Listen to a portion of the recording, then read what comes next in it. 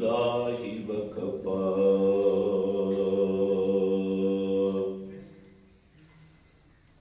والصلاة والسلام علی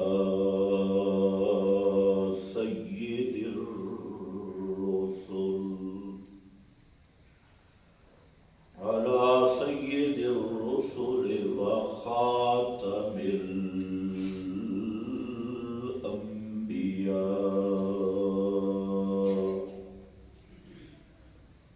أما بعد فأعوذ بالله من الشيطان الرجيم بسم الله الرحمن الرحيم وأن هذا صراطي مستقيما فاتبعوه سبحان ربك رب العزة عما يصفون وسلام على المرسلين والحمد لله رب العالمين.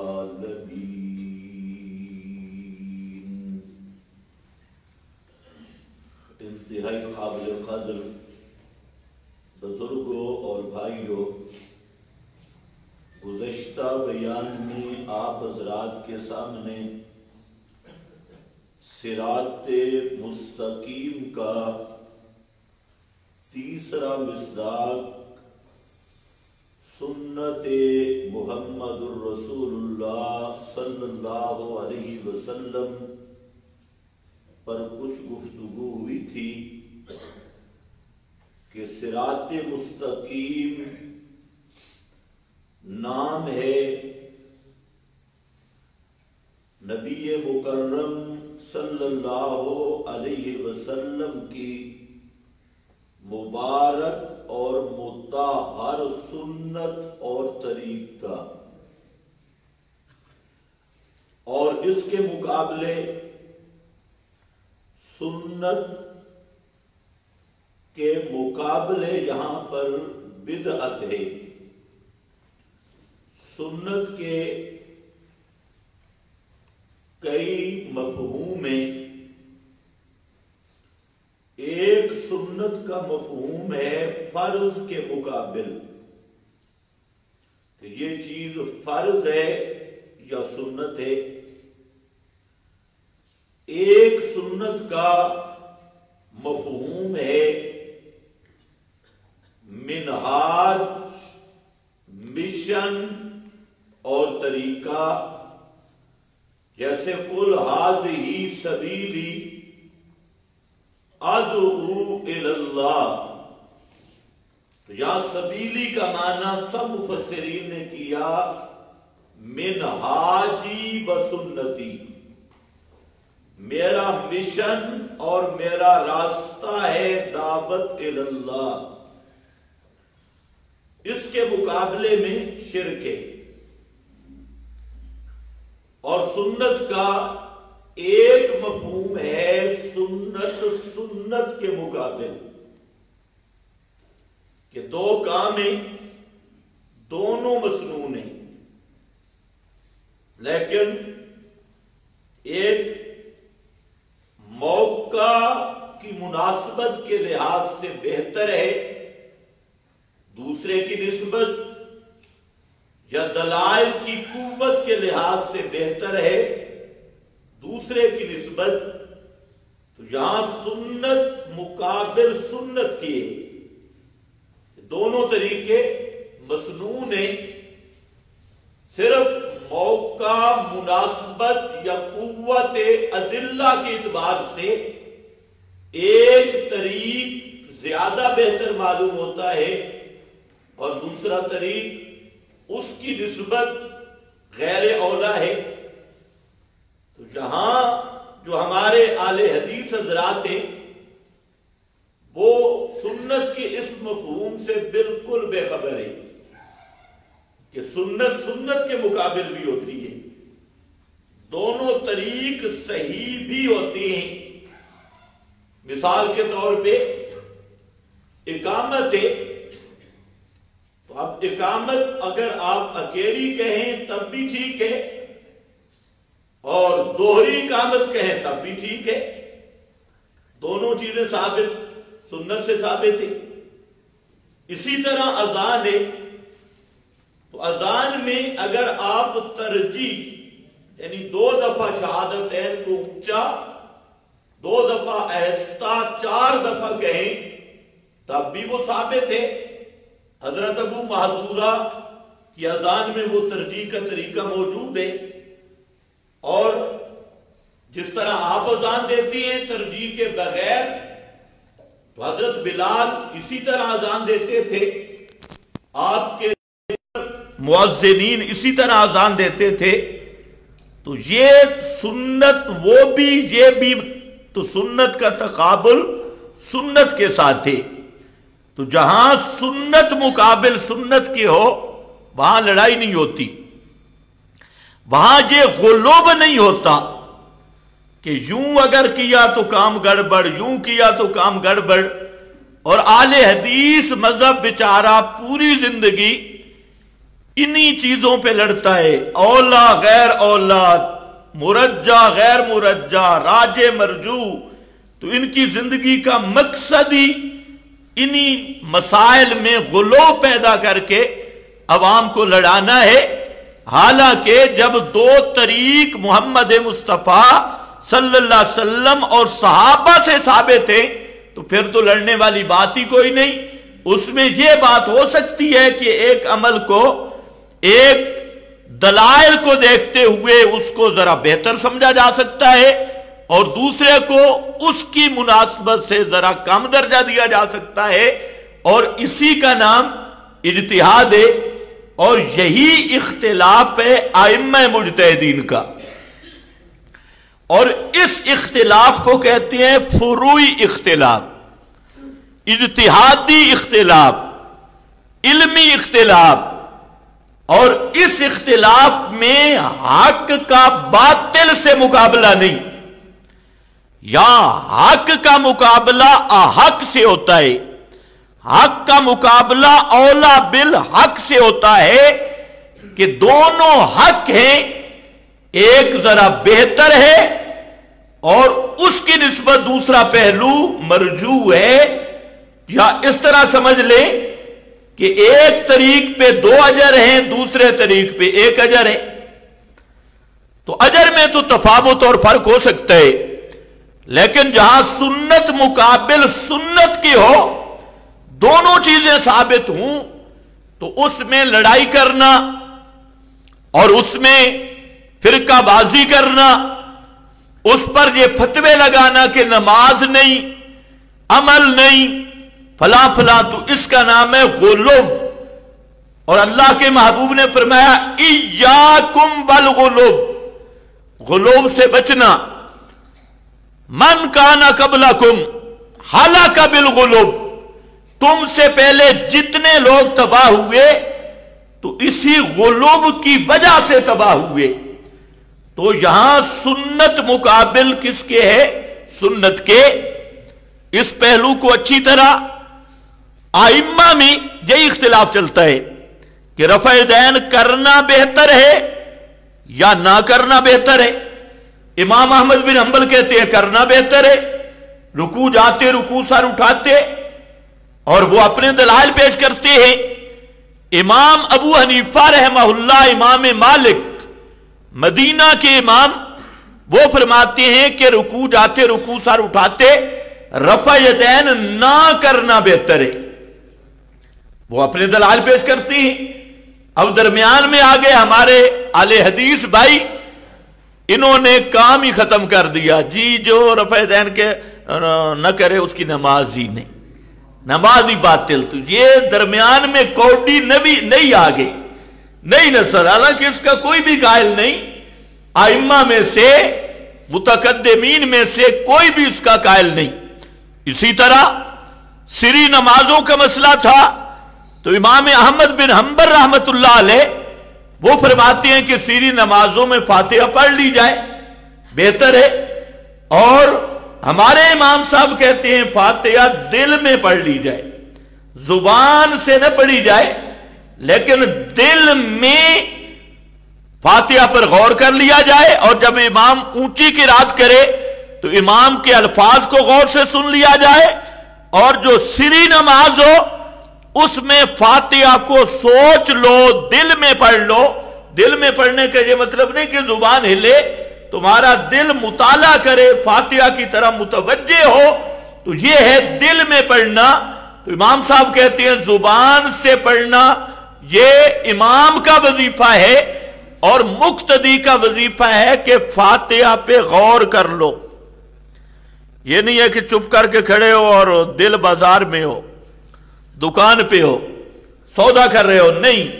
अपने गौर और फिक्र और सोच को मुतवज्जे करो सूरह फातिहा की तरफ, उसके अल्फाज की तरफ, उसके मानी की तरफ, और आपका दिल और फिक्र और सोच उस फातिहा के अल्फाज की तरफ हो। लेकिन पढ़ना ये आपका वजीफा नहीं है, ये वजीफा है आपके इमाम का।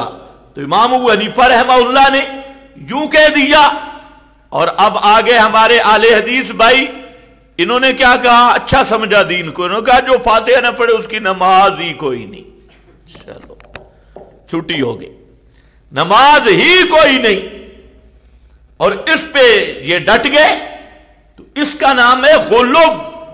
हालांकि इमाम इब्ने तैमिया, जिसको आले हदीस भी शेखुल इस्लाम मानते हैं, उन्होंने अपने मुतअद्दिद मकामात पे लिखा, और इमाम अहमद बिन हंबल खुद जो कहते हैं सीरी नमाजों में फातिहा पढ़ लो, वो खुद कहते हैं हाज़न नबी व असहाबुहु।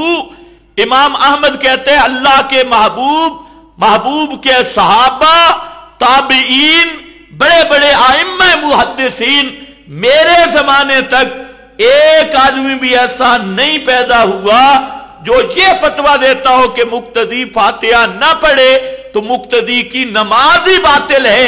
इमाम अहमद कहते हैं मेरे जमाने तक ऐसा मुफ्ती पैदा नहीं हुआ। अब ये नए नए मुफ्ती आ गए। तो अलगरज अर्ज में यह कर रहा था कि सुन्नत का एक मफहूम है कि सुन्नत मुकाबिल किसकी होती है, सुन्नत के, और फर्क होता है तरजीह का। जब दोनों चीजें सबूत की हद तक पहुंचे तो वहां पर दलाइल को या तरजीह दी जाती है, या उसमें ऐसी मुजतहिदाना इल्मी गुफ्तगू की जाती है कि तमाम अदिल्ला अपने अपने मकाम पे रह जाए और दीन में कोई तारुज की शक्ल ना हो, और ऐसी सूरत में अल्लाह की तरफ से पकड़ नहीं होती। ऐसी सूरत को फुरूई इख्तिलाफ कहते हैं। आज मुफ्तियों ने फुरू को भी नहीं समझा कि अकीदे को फुरू बना दिया। तो ये वो आमाल हैं। तो चौथा, सुन्नत का इतलाक होता है अदब पर, आदाब पर।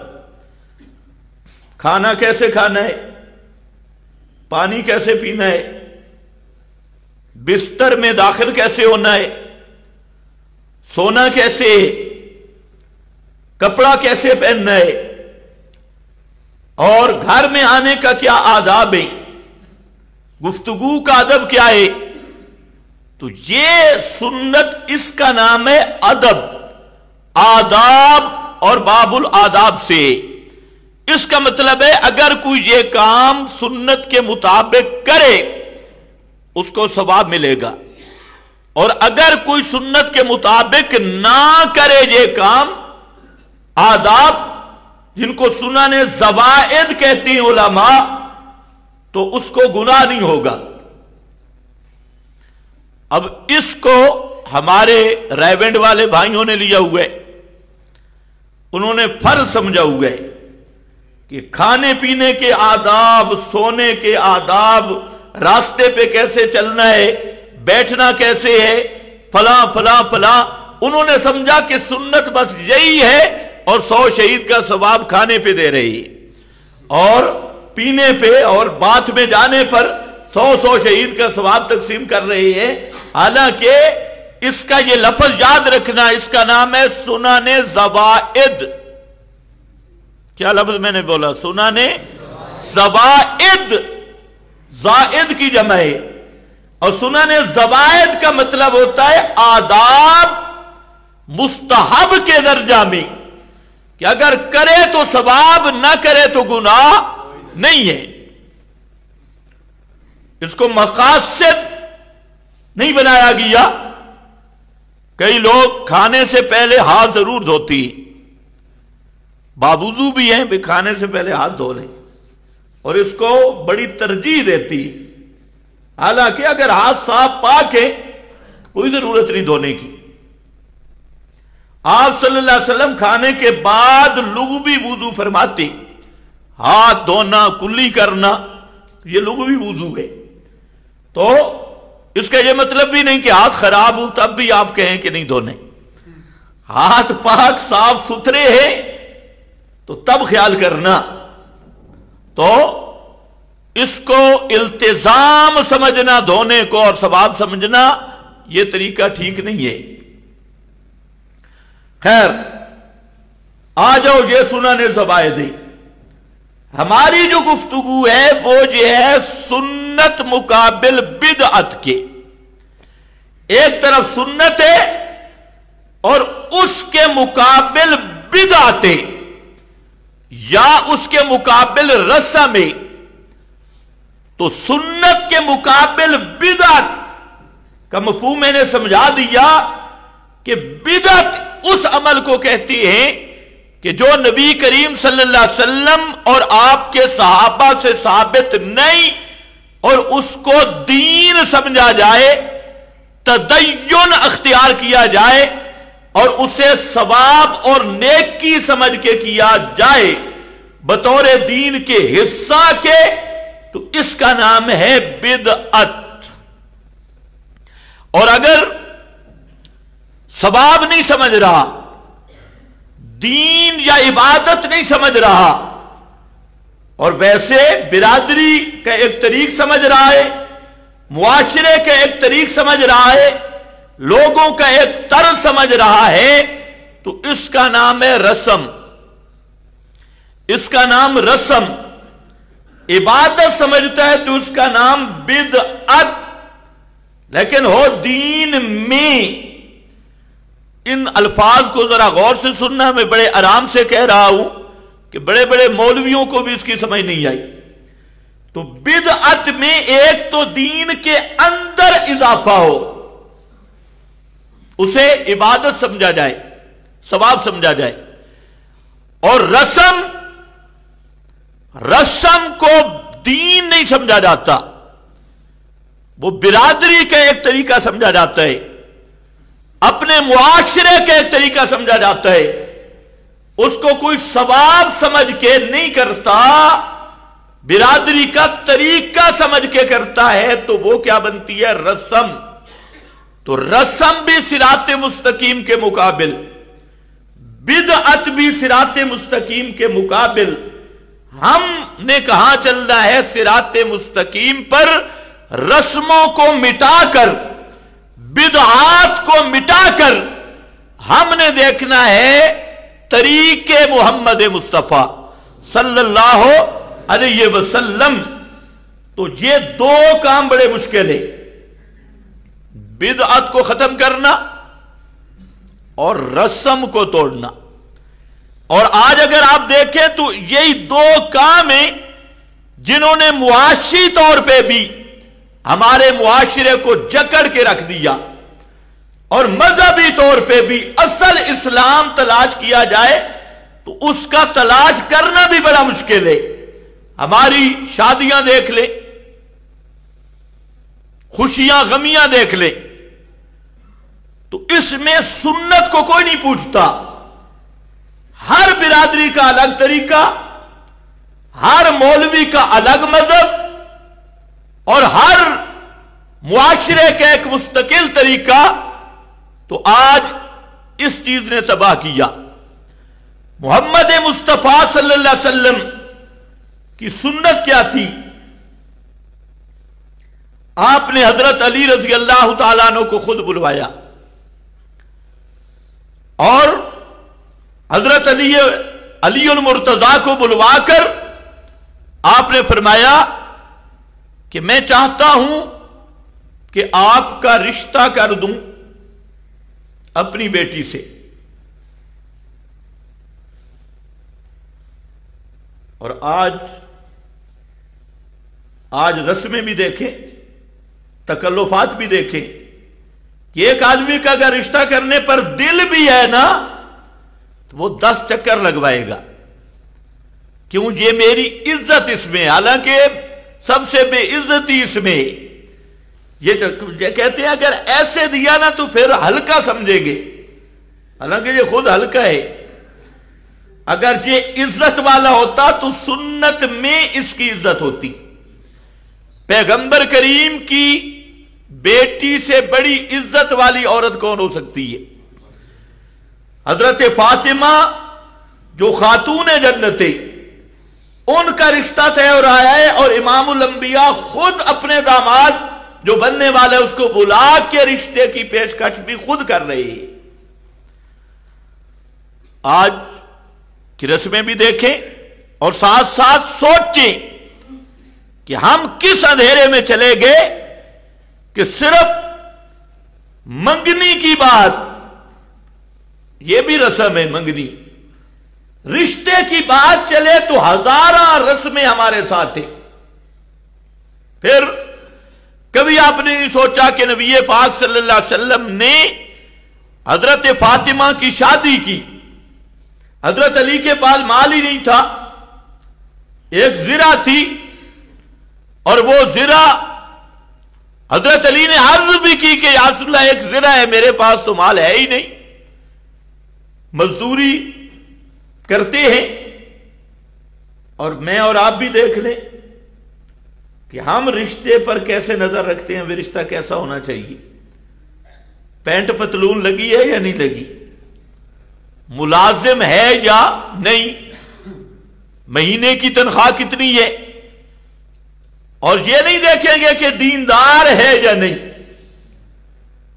کوئی دین کے ساتھ بھی اس کا تعلق ہے یا دربار کا پجاری ہے بے ایمان, یا تازیہ تبوت کا پجاری ہے, مشرک ہے, بدعتی ہے. خیال ہی کبھی نہیں آیا. آپ اور ہم نے دیکھنا ہے اس کی تنخواہ کتنی ہے اور اس کی آمدنی کتنی ہے, اور یہی وجہ ہوتی ہے پھر اللہ کا عذاب بھی ایسا آتا ہے کہ دنیا میں بھی آدمی ایسا بے عزت ہو کے رہ جاتا ہے جس کا اس نے سوچا بھی کبھی نہیں تھا. اور وجہ یہی ہے, سب سے پہلے تو رشتے میں دینداری کو دیکھنا تھا کہ یہ دیندار ہے یا نہیں, موحد ہے یا نہیں. اب یہ سوچ نہیں, یہ وہ چیزیں دیکھتا ہے جو اللہ کے ذمہ ہے. رزق کا ذمہ دار کون ہے؟ اللہ ہے. یہ خود رازق بن رہا ہے کہ آج, اور یہ نہیں سوچتا کہ آج اگر اس کے پاس لاکھوں روپے ہیں تو کل 1 روپیہ بھی نہ ہو تو پھر کیا بنے گا. تو یہ جتنی رسمیں میں صرف اشارہ کر رہا ہوں, ہر ایک رسم کو جہاں بیان نہیں کیا جا سکتا. تو اسی طریقہ سے پھر شادی کے رواج, سیرے, یہ ہندوؤں کی رسم ہے, گھڑولیاں ہندوؤں کی رسمیں, اور اس کے بعد جناب کنڈا کھولنا ہے, اور پھر وہ دلہن کی زیارت ہے, یہ سارے پیسے, یہ سب ہندوؤں کی رسمیں. اور جہاں سنت محمد مصطفیٰ صلی اللہ علیہ وسلم کو نہیں دیکھا جاتا, اور ہندوؤں کی رسموں پہ مسلمان عامل ہے اور مواعظ بھی ہے, ساری وہی رسمیں. پھر یہ جو ولیمہ کے پیسے لیتی, پتہ نہیں آپ کے ہاں ہے یا نہیں, شادی ولیمہ پہ گیا, 50 روپے دیے, 100 روپیہ دیا, 500 روپیہ دیا, 1000 دیا. پھر وہ اس کے جب ولیمہ پہ آئے گا تو وہ بھی کوشش کرے گا 1200 روپے دے گا, 1500 دے گا, اس سے بڑھ کے دے گا. تو اس میں سود بھی ہے, صرف رسم نہیں, اس میں سود کا بو بھی ہے، اور اب دعوت کے جو پیسے لے رہا ہے، اس سے بڑی بے غیرتی کیسے ہوٹل بنایا ادھر، ان سے پیسے لے رہا ہے. تو یہ سب ہندوؤں کی حرام رسمیں اور ناجائز رسمیں. اسی طریقہ سے جناب ہار پہنائے جا رہے ہیں، پیسوں والے، روپے والے ہار. اب وہ جو روپے والے ہار لیتا ہے اس میں 1000 روپیہ ہے اور خریدا 3000 کا ہے. تو 1000 کو 3000 سے جب خریدا تو سود کے سینگ ہوتے ہیں. 1000 روپیہ لیا، 3000 دیا، تو یہی تو سود ہے. 2500 دیا، 1100 دیا. وہ کہتے ہیں ہماری محنت ہے، تو سود خوروں کی بھی محنت ہوتی ہے. تو نرا سود کی قسم ہے. اسی طریقہ سے اس کے بعد سب سے بڑا مسئلہ پیش آتا ہے کہ شرعی پردہ نہیں، شرعی پردہ نہیں. مولوی بے غیرت کا بھی شرعی پردہ نہیں ہے. اچھا بھلا لیڈر ہوگا، شرعی پردہ نہیں. حالانکہ شرعی پردہ اس طرح فرض ہے جس طرح نماز فرض ہے، روزہ فرض ہے، اس طرح شرعی پردہ فرض ہے. لیکن شرعی پردہ بالکل معاشرے کہتے ہیں ناممکن ہے، ہو بھی نہیں سکتا. اچھے بھلے دیندار ہوں گے.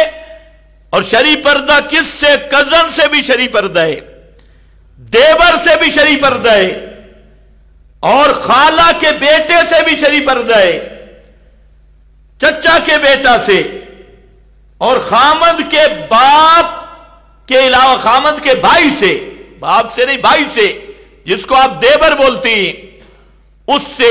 اب یہاں پر ایک تھوڑا سا سن لو کہ آپ صلی اللہ علیہ وسلم سے پوچھا گیا، یا رسول اللہ خامند کا بھائی اس سے بھی پردہ ہے؟ تعجب ہوا کہ خامند کا بھائی اس سے پردہ.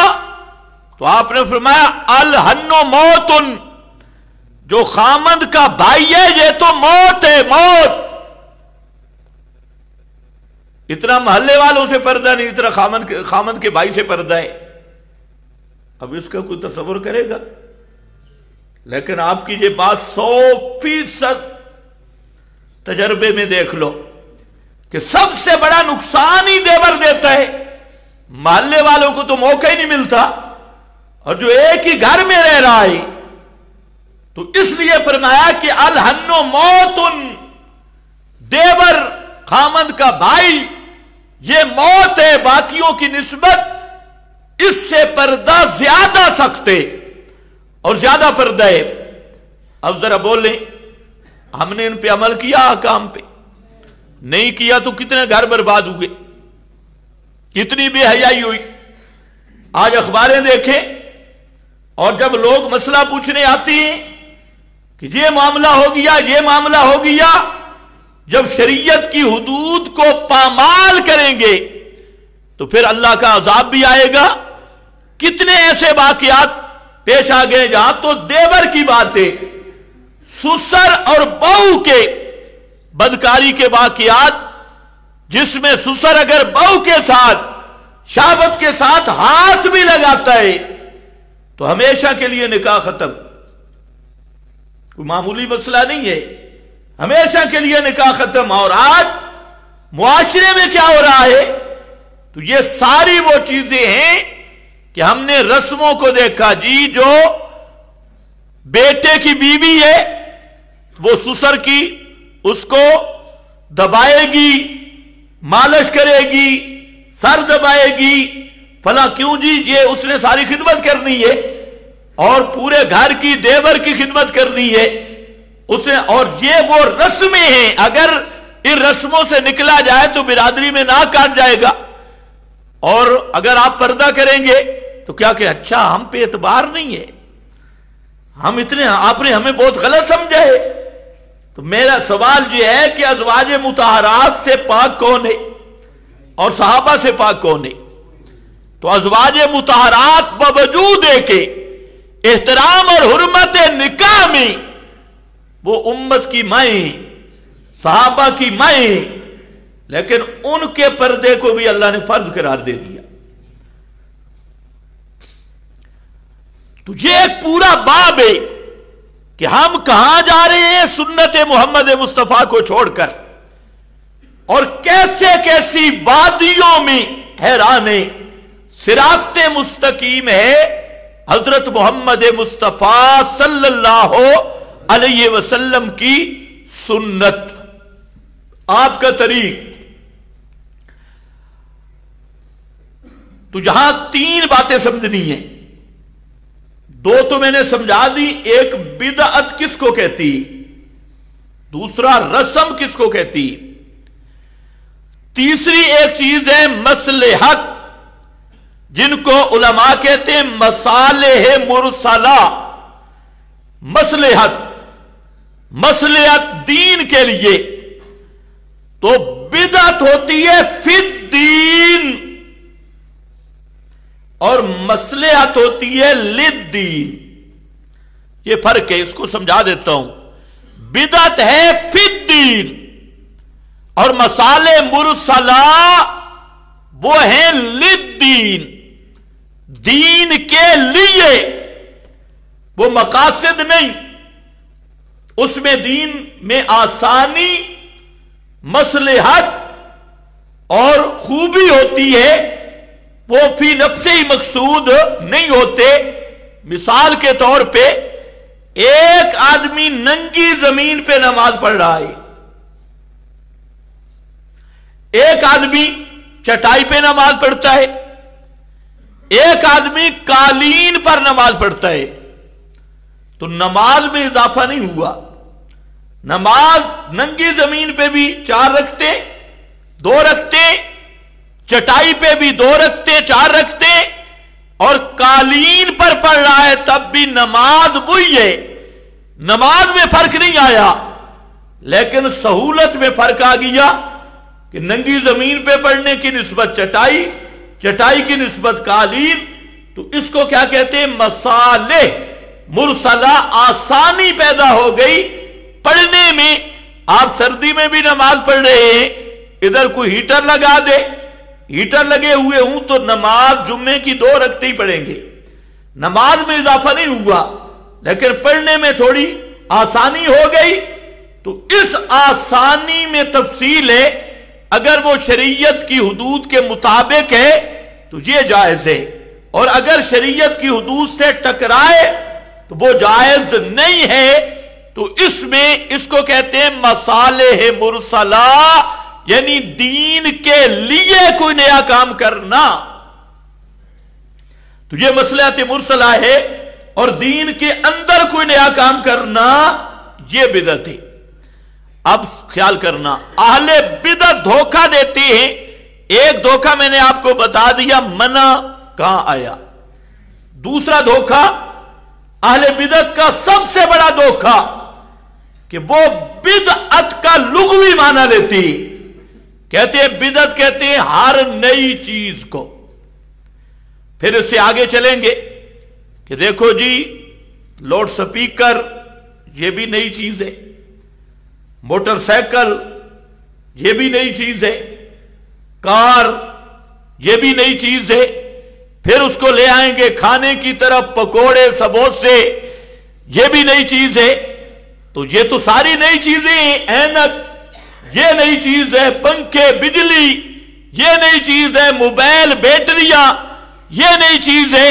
تو کہتے ہیں ہر بدعت غلط نہیں ہوتی، کچھ بدعتیں اچھی بھی ہوتی ہے۔ ورنہ تو لاؤڈ سپیکر چھوڑو، ورنہ تو چٹنی سموسے پکوڑے چھوڑو، گاڑیاں چھوڑو، اس پہ عوام کہتی ہے سبحان اللہ۔ معلوم ہوتا ہے کہ ہر بدعت، تو مولوی صاحب کو کہو اگر یہی بدعت کا معنی ہے پھر تو تیرا وجود ہی بدعت ہے، لاؤڈ سپیکر کی طرف جانے کی کیا ضرورت ہے؟ پھر تو تیرا پورا خاندان بدعت ہے۔ وہاں سے مثال شروع کر۔ تو یہ ہوتا ہے پہلا دھوکہ کہ لغوی معنی لیں گے بدعت کا معنی نئی چیز، فلانی نئی چیز، فلانی نئی چیز، فلانی نئی چیز۔ تو یاد رکھنا کہ محمد مصطفیٰ صلی اللہ علیہ وسلم لغت بیان کرنے نہیں آئے، آپ اللہ کے رسول ہیں، اور رسول کا منصب ہے इंसान बाअसहुल्लाहु इलल खल्क लितबलीगिल अहकाम, पैगंबर का मनसब होता है अहकाम का तायुन करना। और पैगंबर ने जो बिदअत का लफ्ज बोला उससे मुराद बिदअत शरई है। पैगंबर लुगत की औज़ा बयान करने नहीं आता, लुगत को बयान करना ये तो अहले फन दूसरे लोगों का काम है। पैगंबर की ड्यूटी होती है शरई अहकाम की वजाहत करना। इसलिए पैगंबर ने जब बिदअत का लफ्ज बोला उससे मुराद लुग़वी बिदअत कतन नहीं, बल्कि उससे मुराद है शरई बिदअत। इसलिए लाउड स्पीकर ये बिदअत नहीं कि बाद में बिदअत में तकसीम हो जाए, गाड़ियां बिदअत नहीं। बिदअत को पैगंबर ने बयान किया, मन आदासा फी अमरिना हाजा मा लैसा मिन्हु फहुवा रद्दुन फी अमरिना हाजा ए फी दीनिना हाजा। आले बिदअत का एक बहुत बड़ा हकीम उल उम्मत है मुफ्ती अहमद यार, उसने जाल हक में बड़ा जोर लगाया कि देवबंदी ये बिदअत के लफ्ज में दीन की कैद अपनी तरफ लगाती है। दीन की कैद नहीं है कहीं भी, लेकिन मुफ्ती साहब के हवारी आज भी उसी डगर पे चल रहे हैं कि ये दीन वाला लफ्ज अपनी तरफ से लाते हैं। तो सुनो, बुखारी पढ़ रहा हूं, मन अहदस फी अमरे ना हाजा, कोई शरा उठा के देख लो, फतुल बारी, नबवी, कस्तलानी और इसी तरह तीबी, मिरकात, लम्हात, कोई उठा के देख लो, सब ने फी अमरे ना का माना किया फी दीने ना, जिसने हमारे दीन के अंदर कोई नया काम किया वो होगा बिदअत। ये बुखारी और मुस्लिम की हदीस, मन हामिला हमलन लैसा अलैहि अमरो ना, ये लफ्ज भी समझने वाले ही। मन हामिला हमलन, जिस आदमी ने ऐसा अमल किया कि लैसा अलैहि अमरो ना, जिसका सबूत हमारी तरफ से नहीं था, हमारे दीन में जो चीज साबित नहीं थी उस पे अमल किया, फहुवा रद्दुन, वो मरदूद है, करने वाला भी मरदूद, वो अमल भी मरदूद है। तो अब दोनों हदीसें मिला लो, मन अहदसा फी अमरिना हाजा, और दूसरी में आया मन आमिला अमलन लैसा अलैहि अमरो ना फहुवा रद्दुन, जिसने ऐसा अमल किया जिसमें हमारे दीन के अंदर वो साबित नहीं था तो वो मरदूद है। तो ये धोखा देना कि हर चीज लाउड स्पीकर बिदल, लाउड स्पीकर दीन है, कारें, मोटरें, बसें, पंखे, बिजलियां ये दीन है, तो ये दीन नहीं। और बिदअत के लिए जरूरी है फी अमरे ना हाजा, जो हमारे दीन के अंदर इजाफा करे और कोई चीज घड़े, वो बनती है बिदअत। तो इसलिए ये दूसरे नुक्ता को ज़हन में रख लो। तीसरा, वो कहती हैं कि हजरत उमर ने जब तरावी शुरू की तो साहबा ने पूछा, तो हजरत उमर ने फरमाया निअमतिल बिदा, कि जी अच्छी बिदअत है, अच्छी बिदअत। कहते हैं देखा ना, समझ आ गई, बिदअतें दो किस्म की होती है, एक अच्छी बिदअत और एक बुरी बिदअत। इससे उन्होंने लिया बिदअते हासाना, बिदअते हासाना। तो इसलिए याद रखो यहां पर भी धोखा है। हजरत उमर का फेल बिदअत बनता ही नहीं, और उसकी वजह है तीन। पहली वजह यह है कि तरावी नबी करीम अलैहिस्सलाम से साबित है या नहीं। तो नफ्से तरावी का सबूत आपसे है, और इतना लंबा है कि इशा से शुरू की, साहबा कहते हैं सहरी भी खत्म होने वाली थी कि हमें तो खतरा पड़ गया कि सहरी का वक्त भी मिलेगा या नहीं। تو 3 دن تک باجماعت تراویح نبی کریم صلی اللہ علیہ وسلم سے ثابت تھے. صحابہ نے پڑھی، آپ نے پڑھوائی، تو پھر بدعت کیسے ہوگی؟ نعمت البدع کا کیا معنی ہے؟ تو ثابت ہے. ایک دوسری بات یہ ہے، آپ نے فرمایا علیکم بسنتی بسنت الخلفاء الراشدین، میرا طریقہ اور خلفاء راشدین کا طریق یہ ہوگا سنت، اور اسی پر لازم عمل کرنا ہے. علیکم تم پہ لازم ہے. اور بدعت کے بارے میں ایاکم وہ محدثات الامور، اور صحابہ کے طریقے کے بارے میں علیکم، بدعات کے بارے میں ایاکم. ادھر خلفائے راشدین کے سنت کو لازم پکڑنا اور بدعات کے قریب نہیں جانا.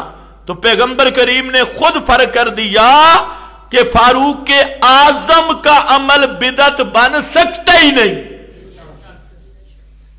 کیا بدعت ہے ہی نہیں کہ سونی بدعت تھے، کوجی بدعت کدھر گئی؟ بدعت حسنہ کیا تھے، سیئہ کیا؟ وہ تو بدعت ہی نہیں. باقی رہ گیا لفظ کیوں آیا؟ پہلی بات تو یہ کہ یہ روایت اصول کے خلاف ہے، قرآن کے بھی خلاف ہے. قرآن نے صاف کہہ دیا من المہاجرین والانصار والذین اتبعوہم بإحسان رضی اللہ. صحابہ کی اتباع، اس پہ اللہ راضی ہے، اور ہر بدعت گمراہی ہے، اور ہر گمراہی جہنم میں لے جانے والی ہے. تو اس اصول قرآنی کے اس کو بدعت کہنا یہ اس کے بھی خلاف ہے. تو اس لیے یاد رکھنا، جہاں لفظ جہاں بدعت آئے تو وہاں ذہن شرعی بدعت کی طرف نہیں جاتا. یہ شرعی بدعت نہیں بنتی، لغوی بدعت ہے. اور لغوی بدعت تو بدیع السماوات والارض بھی ہے. آسمان بھی پہلے نہیں تھے، اللہ نے نئے سرے سے بنائے. ما کنت بدعا من الرسل، پیغمبر کے لیے بھی بدعن کا لفظ آ گیا. تو جس معنی میں آسمان و زمین کے لیے بدیع کا لفظ آیا کہ اللہ نے پیدا کیا، اللہ پر بدیع کا لفظ بولا گیا. ان کی خلق اور پیدا کرنے پر اور پیغمبر کریم پر ما کنت بدعا من الرسل لغوی لحاظ سے بولا گیا. اسی لحاظ سے نعمت البدعہ یہ بھی لغوی معنی ہے، اس کو شرعی معنی میں لینا قرآن کے بھی خلاف ہے اور پیغمبر کے فرمان کے بھی خلاف ہے. پھر ایک اور کہتے ہیں جی من سن فی الاسلام سنتا حسنہ، کہتے ہیں جو اسلام میں اچھی بدعت جاری کرے. سن فی الاسلام سنتا حسنہ فلہ اجر، جو اسلام میں کوئی اچھی بدعت جاری کرے تو اس کا ثواب اس کو ہوگا، جو عمل کریں گے ان کا ثواب بھی اس کو ہوگا. تو اہل بدعت کا دماغ ٹھیک نہیں ہوتا. ذرا میں لفظ پڑھتا ہوں، سنو. من سن فی الاسلام سنتا حسنہ، بدعتا حسنہ یا سنتا حسنہ؟ سنتا، لفظ سنتا حسنہ پڑھتا ہے اور لوگوں کو دھوکہ دیتے ہیں بدعت حسنہ.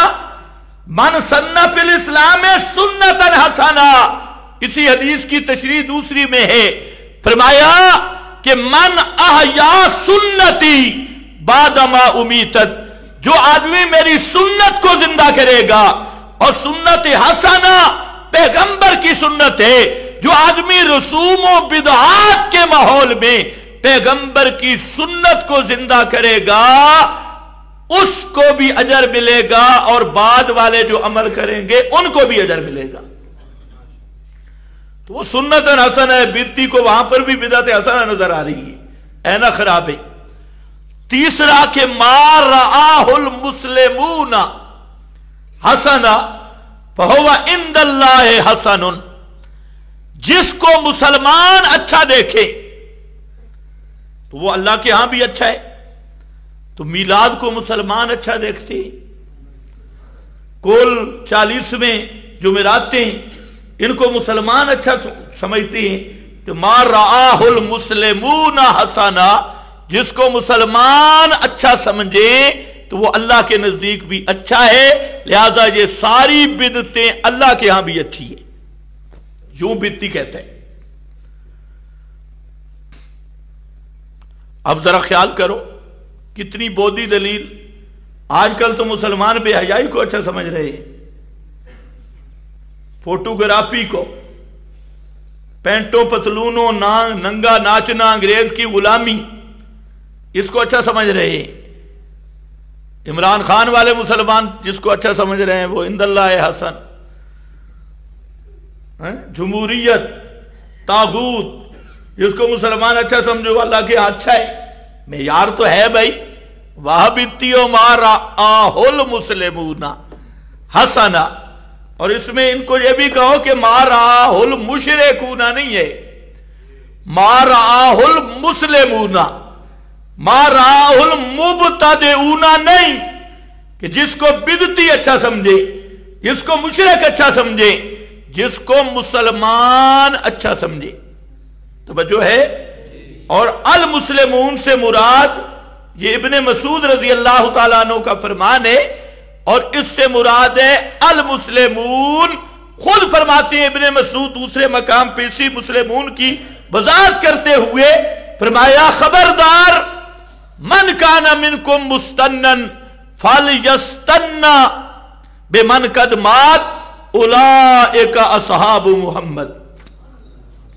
یہ کون ہے مسلمان؟ اولئک اصحاب محمد، یہ محمد کے صحابہ ہیں۔ جس چیز کو محمد کے صحابہ اچھا سمجھے وہ اللہ کے ہاں بھی اچھی ہے، اور جو صحابہ کے متبع ہیں وہ اچھا سمجھے وہ اللہ کے ہاں بھی اچھی ہے۔ تو بدعت کو رسول نے بھی برا سمجھا، صحابہ نے بھی برا سمجھا، اور ہر مسلمان بھی ہر بدعت کو برا سمجھتا ہے۔ اس لیے بدعتیوں یہ بھی استدلال بن سکتا نہیں، ما رآہ المسلمون حسنا فہو عند اللہ حسنا۔ یہ مسلمانوں سے مراد کیا ہے؟ جماعت صحابہ۔ اور یہی ہم کہتے ہیں جس چیز کو صحابہ نے اچھا سمجھا وہ دین ہے، جس کو انہوں نے اچھا نہیں سمجھا وہ دین بن سکتا نہیں۔ یہ تو ہماری دلیل ہے۔ اب یہ تین وہ دلیلیں دیتے ہیں کہ ایک بدعت اچھی ہوتی ہے، بلکہ چار۔ ایک دھوکہ کہ بدعت کا مفہوم عام لے لیا، پھر اس میں تخصیص کی لغوی معنی لے کر، اور پھر تین روایتیں پیش کر دی، اور چوتھا پچھلے جمعے پہ بتا چکا ہوں دھوکہ۔ اب ذرا سننا ہے کہ پیغمبر کریم نے کیا امت کو حکم دیا۔ صحیح احادیث، آپ جب خطبہ دیتے تھے، مسلم شریف کی حدیث ہے، تو خطبہ میں لفظ آ رہے ہیں کہ آپ جب خطبہ دیتے اذا خطبہ، صحابہ کہتے ہیں جو لگتا غضبا غضبا شدیدا، آپ جب خطبہ دیتے تو لگتے سخت غصہ میں، غضبا غضبا شدیدا۔ دوستو بزرگو، ایسی کوئی تقریریں نہیں ہوتی میرے پیارے پیارے بھائیو۔ آج کہتے ہیں لہجہ بڑا سخت ہے۔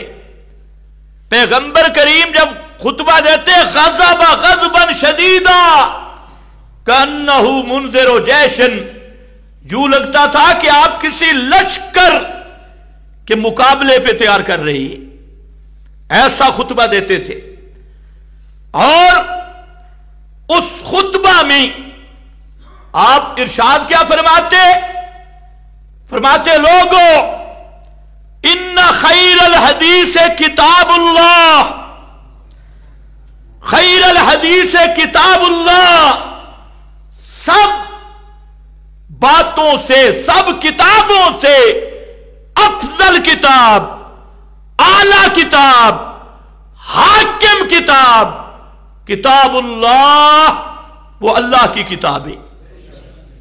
وَخَيْرَ الْهَدْيِ هَدْيُ محمد صلی اللہ علیہ وسلم، اور سب طریقوں سے بہتر طریق، سب راستوں سے بہتر راستہ وہ ہے ہدی محمد وہ मुहम्मद की सुन्नत है सल्लल्लाहु अलैहि वसल्लम। किसी पीर का रास्ता, किसी मौलवी का रास्ता, किसी इमाम का रास्ता, किसी मलंग का रास्ता, किसी बिरादरी का रास्ता, किसी मुआशरे का रास्ता नहीं मुकाबला कर सकता हदिये मोहम्मद, मोहम्मद सल्लल्लाहु अलैहि वसल्लम की हिदायत ये सबसे अफजल है।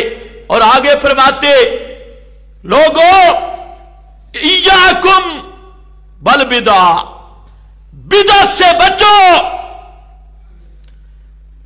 कुल्लु बिदअतिन ज़लाला व कुल्लु ज़लालतिन फिन्नार। कुल्लु बिदअतिन ज़लाला, हर बिदअत गुमराही है और हर बिदअत जहन्नम में ले जाने वाली है। अब अल्लाह के रसूल तो फरमाते हैं हर बिदअत गुमराही और हर बिदअत जहन्नम में ले जाने वाली, और मौलवी कहते हैं नहीं, कुछ बिदतें अच्छी भी होती है, बिदअत हसना। अब तो कुल्लु बिदअतिन ज़लाला व कुल्लु ज़लालतिन फिन्नार, जहन्नम में लेने वाले। कितना बदबख्त आदमी है, करे इबादत और इबादत उसे जहन्नम में ले जाए, करे खर्च, खर्च उसको जहन्नम में ले जाए। कुल पर, 40वें पर, जुमेरातों पर और कई किस्म खत्मों पर, हाफजों पर, और सारी खत्मे यासीन, खत्मे फला, खत्मे फुला, खत्म गौसिया, सलाते गौसिया, 11वीं 12वीं, ये सारी बिदतें करता रहे और वो बिदतें उसको ले जाएं जहन्नम में। इसलिए उलमा ने लिखा है, इज़ा तरद्ददल अम्रो बैन सुन्नत वल बिदा तोरे का, जब तुम्हें किसी मामला में तरद्दुद पड़ जाए कि ये सुन्नत है या बिदअत है, तो उस काम के करीब तक न जाओ।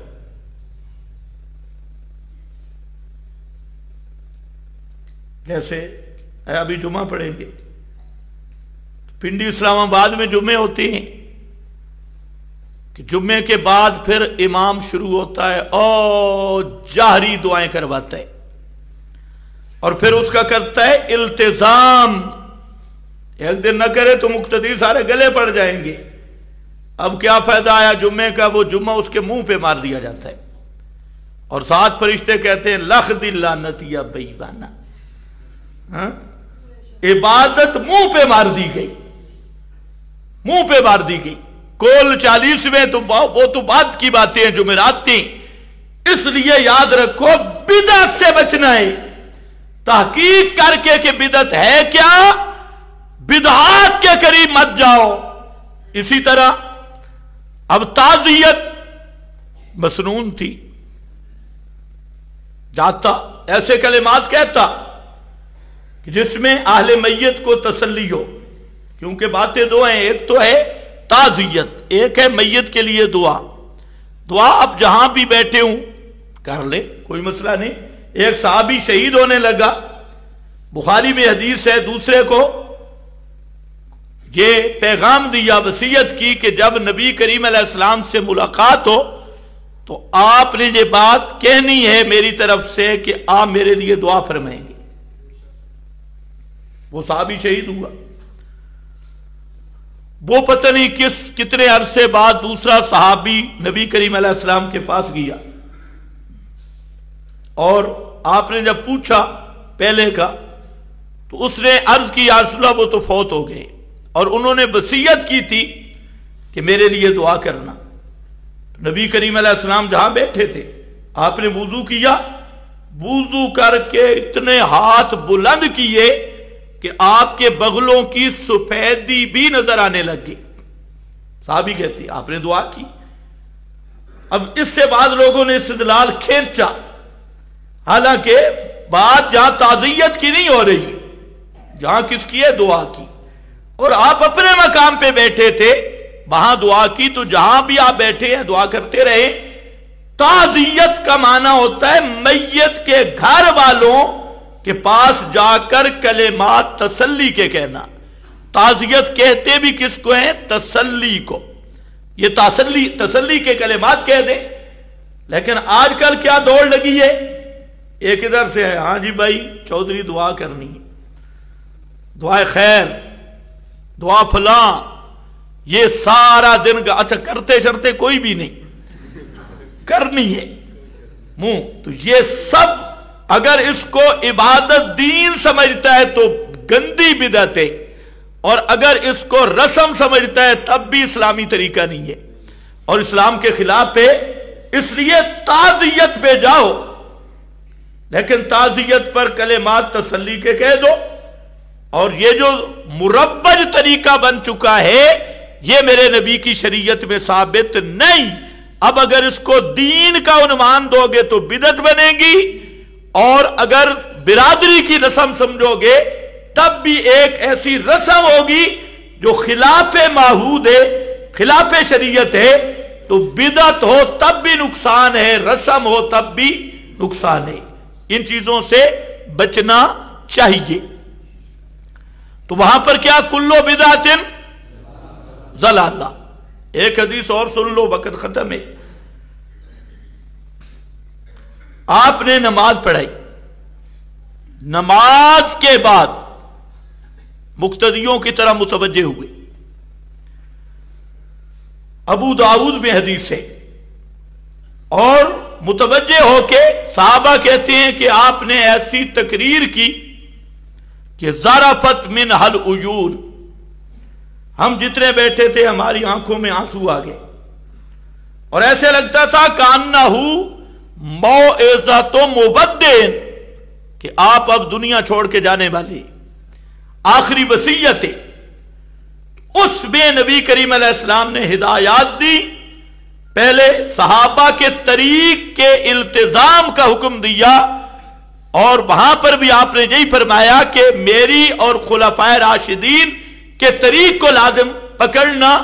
اور اگلا جملہ فرمایا ایاکم ومحدثات الامور، نئے نئے کاموں سے بچنا، دین کے اندر بدعات سے بچنا. ایاکم ومحدثات الامور ان کل محدثۃ بدعہ وان کل بدعۃ ضلالہ وکل ضلالۃ فی النار. دین میں ہر نیا کام بدعت ہوگا اور ہر بدعت گمراہی ہوگی. ہر بدعت یا بعض بدعتیں، ہر بدعت گمراہی ہوگی، اور ہر گمراہی جہنم میں لے جانے والی ہے. پیغمبر کریم تو بار بار فرماتی ہے کوئی بدعت حسنہ نہیں ہے، ہر بدعت گمراہی ہے، ہر بدعت جہنم میں لے جانے والی ہے. اور آج ذرا خیال کر لو، کوئی کربوگے کی سرکار نکلی ہے، مختار الدین کربوغی، اور اس کے بڑے بڑے نام نہاد مواحد بھی مرید بن رہے ہیں، اور ہر جگہ پہ ذکر جاہری کی بدعات، ہلکے، وہ خود ہلکا ہے بے ایمان اور دوسروں کو بھی ہلکا بنا رہا ہے. تو آپ خود سوچ لیں، غصہ کرنے کی ضرورت نہیں. جس آدمی کی اپنی اصلاح نہیں، اس مختار الدین کا عقیدہ ہی نہیں، عقیدہ ہی گندا ہے، تو جس نے پوری زندگی اپنا عقیدے کی اصلاح نہیں کی، قرآن و سنت کے مطابق عقیدہ نہیں بنا سکا، تو وہ تمہارا ہادی بن جائے گا. اسے تمہیں تزکیہ ملے گا جو خود نجس ہے، پلیت ہے، اور اس میں ساری رسمیں، ساری بدعتیں اور ہر قسم کے شرکیات، الہاد، قرآن دشمنی موجود ہے. تو وہ تمہارے عمل کی اصلاح کرے گا. اللہ تمہیں بھی سوچنے کی توفیق دے. یہ اوپر آپ کے جتنے ایریے ہیں، اب وہ دجال ہر جگہ پہ اس کے مرید پھیر رہے ہیں. شیطانی کام پھیلتے ہی بہت جلدی ہے. حضرت موسیٰ علیہ السلام نے 32 سال تک فرعون کا مقابلہ کیا اور معجزات دکھائے، وہ قوم دریا پار کر گئی. تو حضرت موسیٰ کی محنت، 2 پیغمبروں کی محنت. ابھی تورات لینے گئے، حضرت ہارون اندر موجود ہے، حضرت موسیٰ گئے، 40 دن چھوڑو، 1 دن گزرا اور وہی قوم بچڑے کی پوجا پہ لگ گئی. تو یہ ہوتی ہے ابلیس کی دعوت. اس کی محنت پہ زور نہیں لگتا، وہی بچڑا پوجنے لگ گئے اور کہنے لگے حضرت موسیٰ بھی بھول گئے. اور آج یہ سامری کی بچڑے کی شکل میں یہ پیر اور یہ بڑے بڑے مذہبی ڈاکو یہ سامری کا بچڑا ہے میرے بھائیوں، خدا کی قسم، جن کا اپنا عقیدہ کتاب و سنت کے مطابق نہیں، وہ تمہیں کتاب و سنت کی رہنمائی کیا کریں گے اور تمہارا تزکیہ کیا کریں گے؟ جس کا تزکیہ کتاب و سنت سے نہیں ہو سکتا اس کا تزکیہ جہنم میں جا کے ہوگا، جہنم سے پہلے اس کو کوئی پاک کر سکتا ہی نہیں۔ اللہ تعالی ہمیں ایسے دجالوں کے فتنے سے محفوظ رکھے۔ وآخر دعوانا ان الحمدللہ۔ آئندہ جمعہ انشاءاللہ العزیز سب ساتھی تشریف لائیں ٹائم پر تاکہ